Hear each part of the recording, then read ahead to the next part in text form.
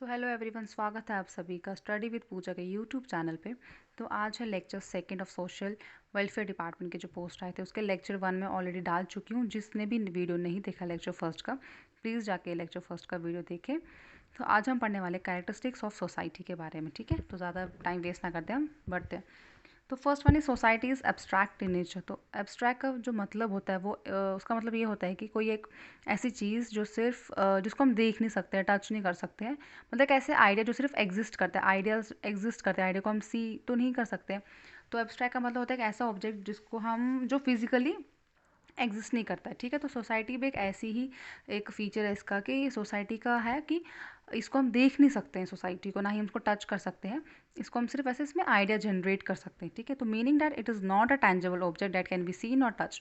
तो इसका मतलब ये है कि एक ऐसा ऑब्जेक्ट नहीं है जिसको आप देखोगे या फिर टच करोगे, बट एक कंसेप्ट, एक ऐसा कंसेप्ट और सोसाइटी जिसको आप कंस्ट्रक्ट कर सकते हो, मतलब आप उसको जनरेट कर सकते हो आइडिया सोसाइटी के बारे में, और उसको मेंटेन कर सकते हो। मेंटेन कौन कर कैसे करेंगे? Human interaction. जब ह्यूमंस आपस में इंट्रैक्ट करेंगे तभी जाके क्या होगा, आइडियाज़ कंस्ट्रक्ट होंगे, और उसको मेंटेन भी कौन करेंगे? हम ह्यूमंस ही करेंगे, ठीक है। तो second one is society is dynamic in nature, ठीक है। तो डायनामिक का मतलब होता है कि जो काफ़ी मतलब ह्यूज आइडियाज़ जो हम जनरेट करते हैं, ठीक है, डायनामिक। तो meaning that it is a constantly changing and evolving in response to various internal and external forces. तो सोसाइटी इन डायनामिक का नेचर का मतलब है कि एक ऐसी सोसाइटी एक ऐसी चीज़ है जो क्या होती है, चेंज होती रहती है कॉन्स्टेंटली, लगातार क्या हो रही है, चेंज हो रही है, और इवॉल्व होके आ रही है किसके रिस्पॉन्स में? काफ़ी सारे फैक्ट फोर्सेस, चाहे वो इंटरनल हो चाहे वो एक्सटर्नल हो। अभी इंटरनल और एक्सटर्नल फोर्सेस कौन कौन से वो देखते हैं, जैसे कि आपका पॉपुलेशन है। जैसे जैसे पॉपुलेशन चेंज होती रहेगी, सोसाइटी भी क्या होती रहेगी, चेंज होती रहेगी। देखो पॉपुलेशन में क्या होता है कि अलग अलग टाइप के होते हैं, सब कुछ की सोच अलग होती है, कुछ की अलग होती है, तो उसके अकॉर्डिंग क्या होता है, हमारा सोसाइटी भी चेंज होता रहता है। एनवायरनमेंट भी चेंज होगा तो उसके हिसाब से क्या होगा, हमारा सोसाइटी चेंज करेगा। टेक्नोलॉजी बढ़ेगी तो हमारी सोसाइटी और ग्रो करेगी। कल्चर सबका अलग है तो उसके हिसाब से भी क्या होता है, सोसाइटी चेंज होती रहती है, ठीक है। एंड कॉन्फ्लिक्ट, यस, कॉन्फ्लिक्ट भी एक ऐसा फैक्टर है जिसकी वजह से सोसाइटी हमारी चेंज होती है। कॉन्फ्लिक्ट मतलब लड़ाई जो होती है, ठीक है। कभी बार कोई भी लड़ाई हो रही, कुछ हो रही, उसकी वजह से भी हमारी सोसाइटी काफ़ी चेंज होती रहती है, ठीक है। तो third one is society consists of people. Society में कौन लोग आते हैं? पीपल, ठीक है, हम लोग। Meaning that it is compose of individuals. तो सोसाइटी कंसिस्ट ऑफ पीपल का मतलब है कि सोसाइटी किससे बनी हुई है? इंडिविजुअल से बनी है। Who have their own identities, तो जिनकी खुद की एक पहचान होती है, पर्सनालिटी होती है खुद की, और वैल्यूज़ होते हैं, मतलब खुद की एक, हर एक, देखो हर एक पर्सन की एक अपनी वैल्यू होती है, ठीक है। तो कुछ गोल्स होते हैं, कुछ एम होते हैं उनके, वो सबके इंडिविजुअल्स के क्या होते हैं, खुद के होते हैं। हु हैव देयर ओन, इस पर लिखा भी है कि सबकी अपनी आइडेंटिटी होती है, personality, value and goals. But who also participate, हर एक इंडिविजुअल की अपनी तो है कि अपने गोल्स हैं, उनके अपने वैल्यूज़ है, पर्सनालिटी है, बट साथ ही साथ वो क्या करते हैं, पार्टिसिपेट करते हैं कलेक्टिव एक्टिविटीज़ में। कोई भी अगर एक्टिविटी हो रही है जिसमें ग्रुप ऑफ पीपल इन्वॉल्व है, तो यही इंडिविजुअल क्या करता है, फिर उसमें पार्टिसिपेट भी करता है कलेक्टिव एक्टिविटीज़, एंड फॉलो करते हैं रूल्स और एक्सपेक्टेशंस को। बट ये रूल्स और एक्सपेक्टेशन जो ये फॉलो करे वो क्या होते हैं, शेयर्ड होते हैं, ठीक है। आपस में जो हम रूल्स को शेयर करते हैं और एक्सपेक्टेशंस जो होती है एक दूसरे की, उसको फॉलो करते हैं, ना कि खुद के रूल्स और एक्सपेक्टेशंस को, right. Next one is society is not only group of persons. अभी कहा था कि कंसिस्ट करता है पीपल, अभी कह रहे हैं कि सोसाइटी सिर्फ ग्रुप ऑफ पर्सनस नहीं है, तो क्या है वो देखते हैं अब। Meaning that it is not a random or accidental aggregation of people, but a purposeful and meaningful association of people who have some common interest, objectives और needs। तो इसका ये मतलब है कि ये कह रहे हैं कि ये एक ऐसी कोई एग्रीगेशन नहीं है लोगों का, मतलब सिर्फ ग्रुप नहीं है लोगों का, ये क्या है, पर्पसफुल और मीनिंगफुल एसोसिएशन है लोगों का, ठीक है। एक नॉर्मल सा ये नहीं कि 4-5 लोग इकट्ठा हो गए, बैठ के गप मार लिया तो हो गया, सोसाइटी बन गई, भाई नहीं। ये कह रहा है कि ग्रुप ऑफ पर्सन का यहाँ मतलब है कि एसोसिएशन तो है लोगों का, एसोसिएशन मतलब ग्रुप ही होता है कि ग्रुप एक फॉर्म किया हुआ है, लेकिन वो जो ग्रुप बनाया गया है वो किसी पर्पस से बनाया गया है जिसका कुछ ना कुछ क्या होता है, मीनिंग होता है, ठीक है। बिना किसी वजह से नहीं बनाया जाता। जैसे व्हाट्सएप पे ग्रुप बनते हैं बहुत सारे गुड मॉर्निंग सेंड करने के लिए, उस तरह का ग्रुप नहीं होता है सोसाइटी। ये जो एसोसिएशन होती है लोगों की, वो किस लिए होता है, किसी ना किसी पर्पस से होता है, किसी मकसद से होता है, और उसका कुछ ना कुछ मतलब होता है उस ग्रुप फॉर्म करने का, ठीक है, राइट। आई होप कि आपको समझ आ गया हो।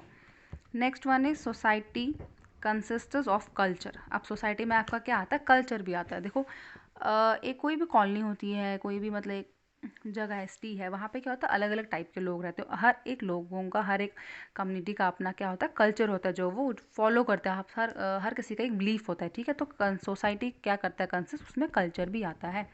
तो meaning that it has a set of symbols. तो सोसाइटी में क्या होता है, कुछ सिम्बल्स होते हैं, सबके अपने बिलीव्स होते हैं, वैल्यूज़ होते हैं, रूल्स नॉर्म्स यानी रूल्स और प्रैक्टिसेस होते हैं, ठीक है, जिसको वो फॉलो करते हैं। उसको हम बोलते हैं कि किस रिलीजन में क्या वो चीज़ फॉलो करे, उसको प्रैक्टिसेस बोलते हैं।